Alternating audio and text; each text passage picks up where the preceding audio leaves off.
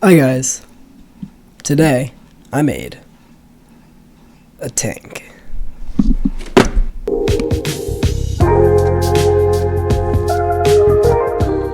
This kit is the 1/35th scale Tiger 1 early production from Border Models. Just a side note, the video editing in some of my older videos and most of my videos in general hasn't really been that great, it's just more so been good enough.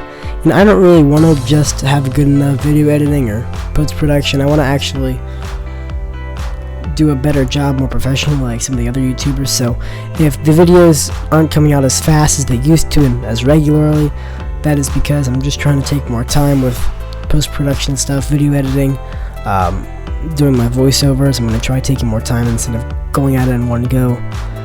I'm going to try splitting up into smaller sections. I don't know, I'll figure it out, but just as a side note, I'm just going to try and take more time when I do the video editing part. Anyways, this kit is a really great kit. I really enjoyed the build. It includes photo etch pieces, and it also includes some photo etch barbed wire, which I thought was cool, and some very nice plastic parts, which was nice. These metal little bushings over here are for the metal gun barrel, if you do choose to use it.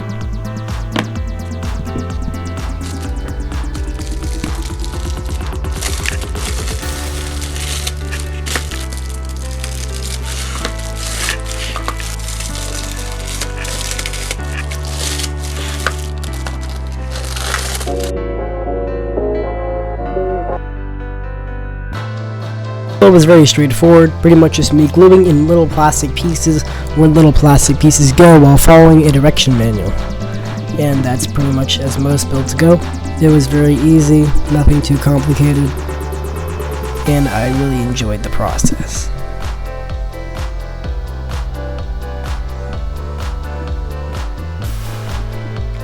These little photo etch engine covers were quite a bit fiddly to assemble. I had to take it a few tries to get them in place, but once they were in, I was definitely pleased with the results.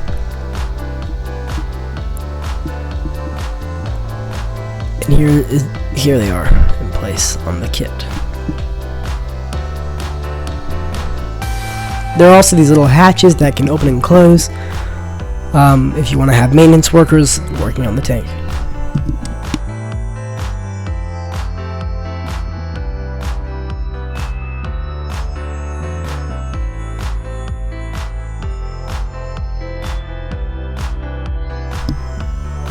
There are quite a few little details that I accidentally broke off, as these smoke launchers. I recommend adding the smoke launchers and maybe the headlights later on, after or maybe right before you start painting, as when handling the kit they tend to break off easily. That's probably just my rough handling skills though.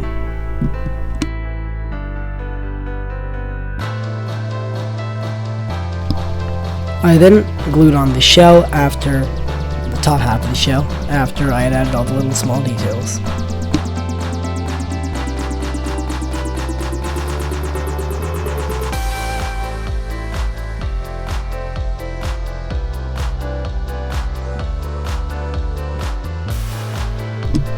There are lots and lots of road wheels on this tank, so you just have to be careful that you're using the right one, because a lot of them look very similar to one another, although they are completely different pieces altogether. So just be careful that you're using the right road wheel and the right number at the right section.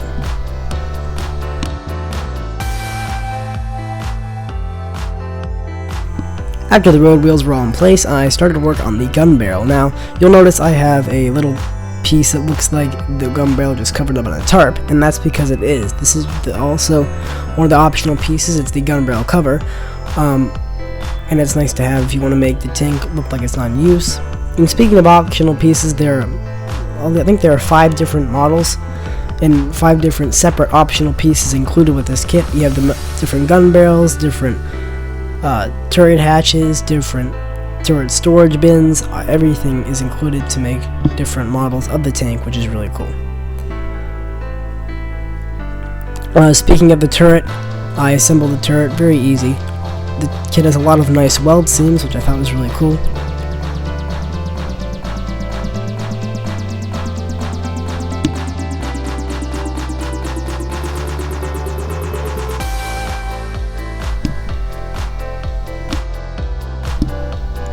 After I had finished assembling the kit, I went ahead with a lighter, made some little dents and dings in the fenders on the side skirts where they would have been dented and damaged. I also removed one just for some extra added detail. And I moved on to the painting, and to start the paint process off, I went ahead with some Tamiya XF60 Dark Yellow. This paint is a great paint, I really enjoy it.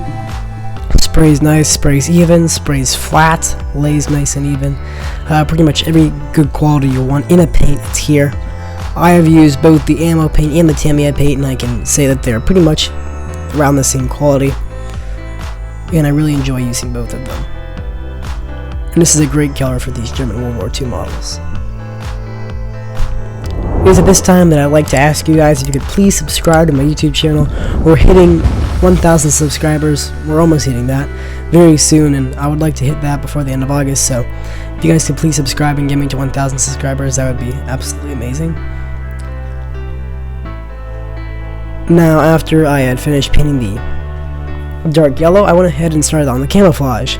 Now, I was originally going to go with a 3-tone camo, the dark yellow, a light green, and then a dark brown. Although I really didn't like how that was ending up, so I decided not to show the footage of me painting the dark brown camo. But here's the finished result. I really didn't think that it looked very original. It looked a lot like my King Tiger video I did in the past. There'll be a link to that in the top right hand corner of the video if you want to go see that.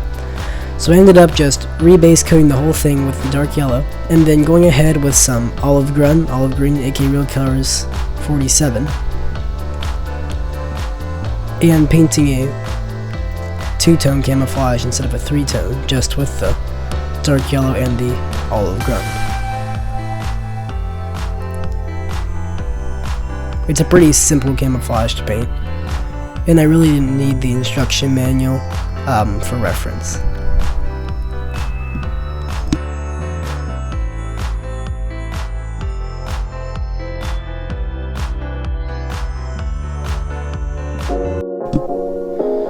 Now it's time for the decals. I really didn't need any decal solvent for this, as there weren't really any surface details on the areas that the decals needed to be applied, although I did add some just as an added measure to reduce the white backing.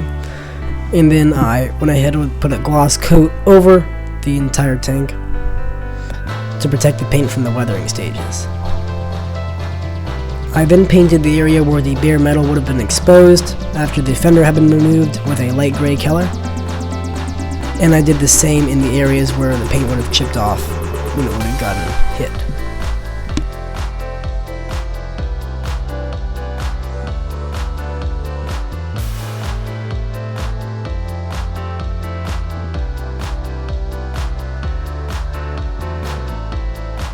I painted the toolbar and some of the stowage as well. Sorry, not stowage. The tools on the kit as well.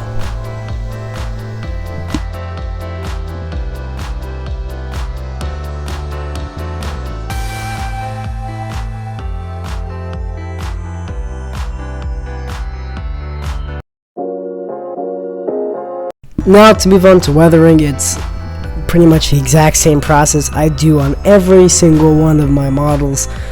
It's the same weathering wash I use all the time. I'm not even going to go into it. I just brush it on and dab it off with a paper towel. If you do want to see more detail on how I do that, please check out one of my other videos. I'm sure I've done it. Yeah, it's just the exact same process I do every time. Brush it on, dab it off. This is something I haven't tried at all. I decided to use AK Real Colors Rust Streaks for the rusty areas on the tank, and I gotta say it's a great product. I just, after base coating the areas I wanted to be rusty with a gray color, I went ahead and brushed the rust streaks on, and it did its work. I painted the German ammo cans with German Field Gray World War II. That's the color from Vallejo. And I painted the little tarps or stowage with a German dark green camo. I also painted the wooden boxes and the jerry cans off camera.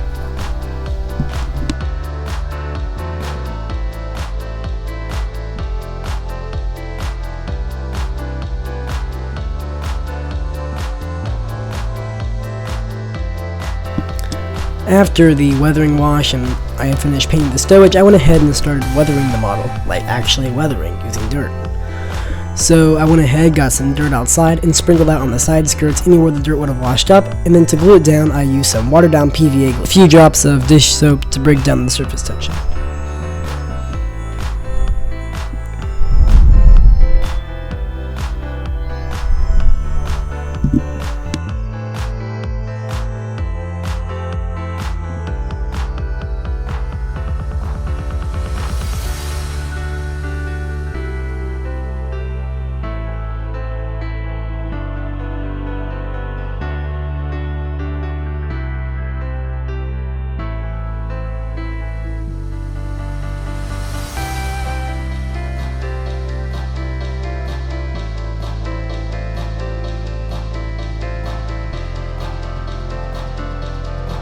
Now the tank treads were probably the trickiest part of this entire kit, as they are all individual tank or tread links they have to glue together. Now I really shouldn't have glued on the drive sprocket and road wheels until after I had finished assembling the tank treads, because it made it very hard to glue them together as the wheels were already on the tank, but I was able to figure it out and just split it into two segments. To paint them I went ahead with a dark gray paint. I don't know the name of it. This is just to base coat the treads.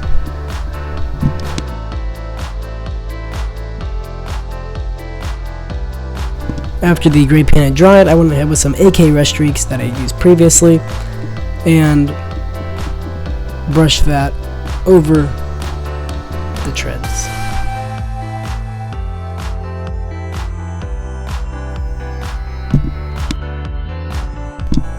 After that dried, I went ahead with some Vallejo silver paint and just dry brushed that over the areas where the metal would have been exposed.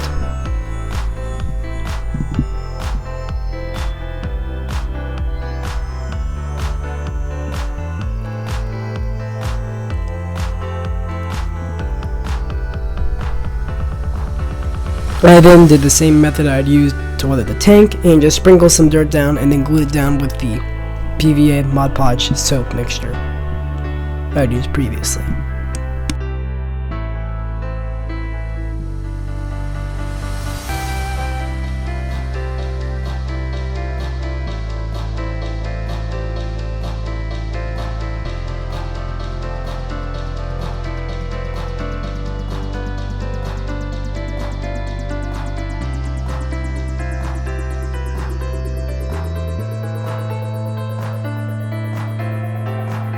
I wasn't completely happy with the original color of the dirt, so I went ahead with some lighter brown paint and airbrushed that over the areas where the dirt was.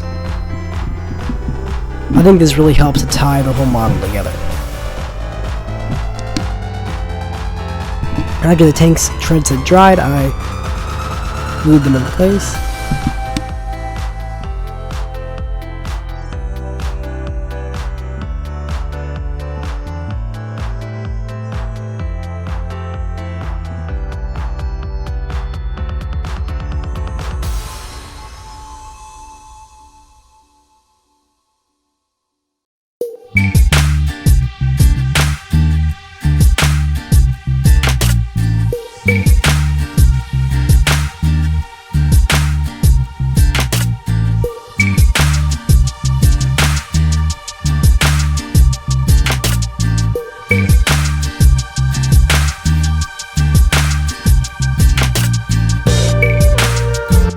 Anyway guys, I really do hope you've enjoyed this video. If you did, please leave a like, please comment below if you have any questions.